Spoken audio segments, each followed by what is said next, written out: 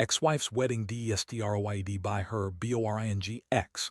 Hello everyone. Dear listeners, please share your thoughts in the comments section below. And don't forget to like, share, and subscribe. Now let's begin the video, using a throwaway for obvious reasons with certain specifics modified to preserve anonymity. She left me a sticky note and some reheated lasagna.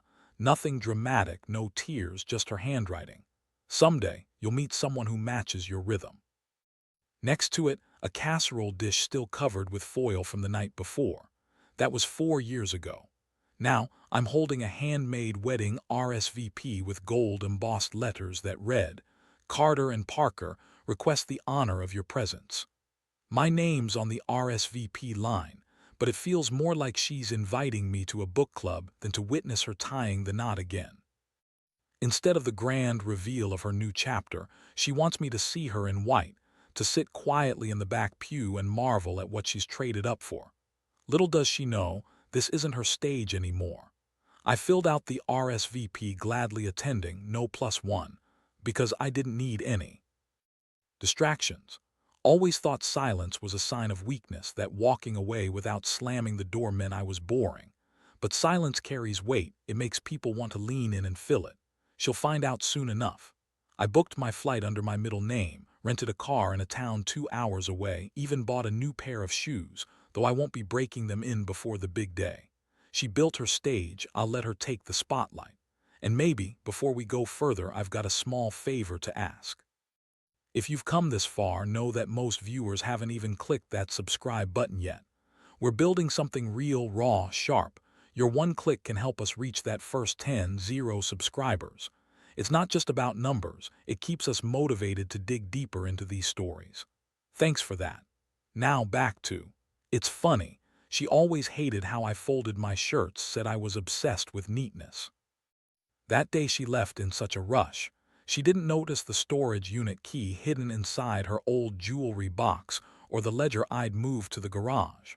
Nor did she see the backup drives labeled 2012 taxes, which weren't taxes at all. That key was the first step. I found the second in a file with her name, Mitchell, a young, ambitious founder of some tech startup selling empathy tracking software to HR firms. And he was charming, way too charming. The kind of charm that makes your mom flirt and your best friend raise an eyebrow. They got engaged in just 18 months. Posted the announcement with the caption, "Took a leap, fell into something real." I printed it and framed it, not out of heartbreak, but because I was precise. I don't hold grudges, I catalog them. What didn't know, and probably still doesn't, is that her groom's dad and I once stood face to face in a federal courtroom. Same suits, silence between us. I remember how he looked down when the verdict was read, slightly twitching, recognizing that he'd been caught. Now he's walking his son down the aisle. I flew in 2 days early, small-town church, brick walls draped in ivy. I passed by the place once, then again. No one noticed. Probably sent that invitation assuming I'd ignore it, or maybe hoping I'd come crawling back. Full of regret. Either way, she misjudged me. I checked into a motel with a viewless room, pulled the curtains tight, ironed my shirt, and laid out the sealed envelope I'd tucked into my jacket lining. A copy of the document her future father-in-law never expected me to bring back. Signed, notarized, buried deep, but not forgotten by me. I slept like a soldier on recon, focused and ready. Morning came, slow and deliberate. I dressed carefully, no tie, crisp cuffs, a pocket square that matched her wedding invitation, just to make a statement, performative closure, beige like her dress. I drove 3 blocks, then walked the rest in a sudden storm. They say revenge is sweet, but they're wrong. Revenge is silent, like a man everyone thought was history, quietly sitting among the audience, watching your delusion fall apart, knowing that the real curtain belongs to him. Never shed tears when she left. She smiled, that smug little smile she always wore after winning an argument she never really understood. She stood in her doorway, wearing a silk blouse I'd never seen before, holding a Louis suitcase with a gift tag still attached. Hair curled, lips done not for me. "You're too safe, Thomas," she said, as if diagnosing an allergy.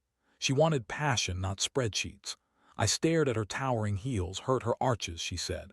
But I guess excitement makes a woman bulletproof because she didn't slam the door, she just clicked it shut as if heading out for a spa weekend. Not breaking a 17-year marriage, no affairs, no screams, just an exit. She moved in with fast before the coffee had cooled. Him, a mid-30s startup dude, all teeth and confidence. I once saw a video where he spoke at a tech conference, acting like a magician selling some intangible disruption. He joked about old-school management, got a standing ovation. Must been in that audience or maybe already in his hotel room. Hard to tell. I didn't fight, I didn't call, I didn't post cryptic quotes about growth. I just deleted her number, set my calendar ablaze, and made a quiet to-do list. Quiet because never understood how I worked. I don't create chaos, I create systems. She thought she'd erased me, but she only archived me. Now she's walking down a marble aisle in an overpriced dress, arm in arm with a man who once tried to sue the federal government into silence, a man whose name is still buried in sealed court transcripts. Back in 2001, I was that, doesn't know that. Men like him don't read history, they rewrite it with daddy's money and PR spin. But his father remembers. We shared more than a courtroom. I remember the day he realized I wasn't just some cog, I was the machine. Now he'll watch his son say, I do, in that grand, exaggerated venue, a restored cathedral, just a small town's illusion of grandeur. Loves theatrics. Her guest list probably includes those Pilates friends whispering she was glowing during the separation. Maybe some crypto brothers, maybe her sister, who once drunkenly told me I was the best thing that ever happened to. God, she's boring, and I was too until I pulled the pin. I arrived early like always. Efficiency is just controlled patience. I sat in the second-to-last pew, perfect vantage, the stained glass casting warm amber light. It's probably thinking it flatters her, but I see through it. Guests pour in, laughter, handshakes, subtle envy, perfume, ego, all curated chaos pretending to be spontaneous. Then the doors open, she enters, the star of her one-woman play. Head held high, a calculated smile, her gown sculpted to look effortless, classic, smug and beautiful with just a hint of rebellion showing a little back. She's walking toward victory, her I told you so in human form. Her smile as she glides down the aisle, the veil tugged by a glittering flower girl, it's all so confident. She doesn't even flinch as she passes me, knowing I'm here, yet blind to any recognition. That version of me no longer exists.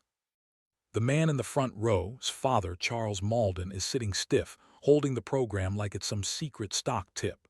Across from him, a woman I assume is his wife or some high-paid assistant. It doesn't matter. His eyes lock onto mine and his face drains of color, like he's seen a ghost he thought he buried. This silent recognition begins the unraveling. The confident lead is joking at the altar, acting like he's the star of a screenplay. But his smile flickers when his father leans into his ear, whispering something urgent, calm, surgical, without anger. His brow furrows. He blinks, lost in a flash of memory he doesn't understand. Our eyes meet and I see the hesitation, uncertainty, like a man who spent his life thinking the world was his stage, only to realize he's forgotten the script. He whispers something and I reach into my coat, pulling out the envelope, sealed, old-fashioned wax. This, I say, is for your father's eyes only.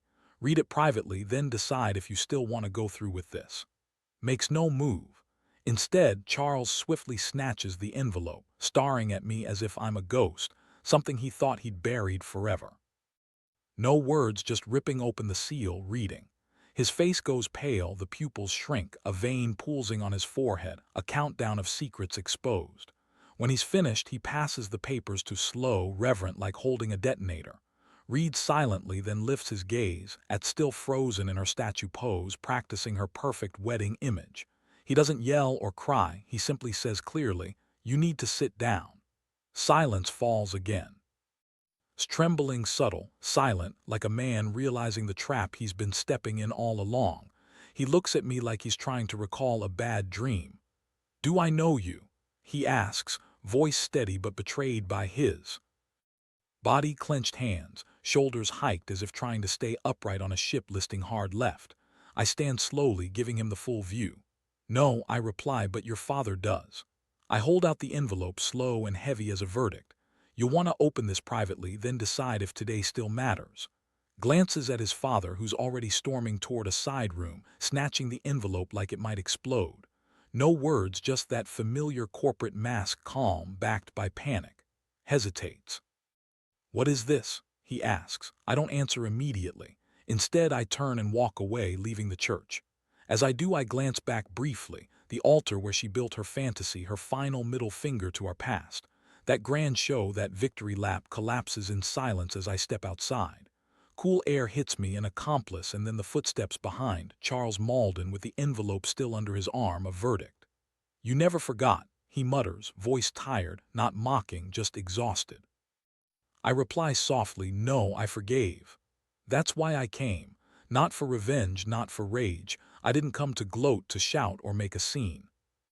I came to turn the last page on a story started, about being too safe, missing kindness for dullness, mistaking silence for weakness. She thought the world belonged to the loudest and fastest, those who spark. But real power is knowing when to speak and when to vanish. I walked away, didn't look back, and didn't wait for applause. The church doors groaned shut behind me, sealing everything inside. It wasn't my mess anymore. It never truly was. By Monday's wedding was just a cautionary tale, blurred photos, anonymous gossip. Soon her career evaporated. She dropped her brand, went dark on social media. She built her new identity as a lifestyle coach for women who don't settle. Now the comments mocked her. "You got downgraded." Vanished from view, losing his father's support, his empire under scrutiny, his name absent from press releases. Having quit her job months before, called herself retired, even with student debt. She moved out of her apartment, resorting to couch surfing, begging to borrow her credit card just to make the venue's breach of contract go away. But the venue refused.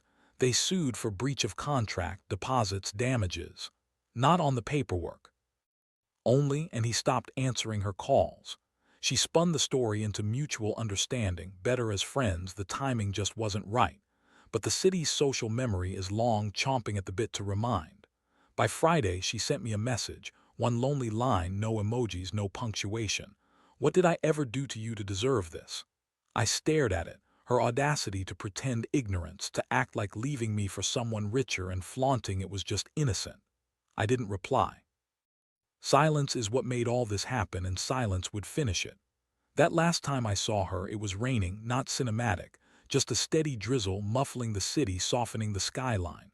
The kind of rain that makes people more careful, more quiet. I was at the library Tuesday, quiet, old hardwood, overpriced espresso, pages turning softly. I liked it, no questions, no interruptions. Then she appeared, Thomas. Her voice was small, not the I remembered. The one who leaned over a balcony whispering I wasn't built for greatness. This older version wore flat shoes, a raincoat, had probably never planned to be seen like this. She sat down before I invited her. I didn't flinch, just closed my book and looked at her. Her eyes were glassy, not from the rain. "I loved you once," she said, fingers clutching her purse as if to hold herself steady. I sipped my cold coffee. "You loved the version of me you didn't understand," I replied. She blinked. "What does that mean?" she asked. I explained. "You fell in love with a mirror, and when I stopped reflecting what you wanted, you shattered it. That's growth." She said nothing. I added, "I was never the problem, you just weren't patient enough to see the design." Her lips parted, but no words came. She looked tired, the kind of tired that comes from betting everything on a facade and losing. "I wasn't trying to hurt you back then," she whispered. I answered softly, "Doesn't mean you didn't." She looked down, trying to smile, but her face twisted. "I thought if I built the perfect life, it would prove something to you, to everyone." "It did," I said, "just not what you think." I left my half-finished coffee. She didn't stop me or plead, she just sat there as I walked away. As I reached the door, I glanced at her reflection in the window. She watched me go, small and disappointed, expecting a different ending. But she never saw me again. I didn't need to yell, to rage. I just ended her story with silence.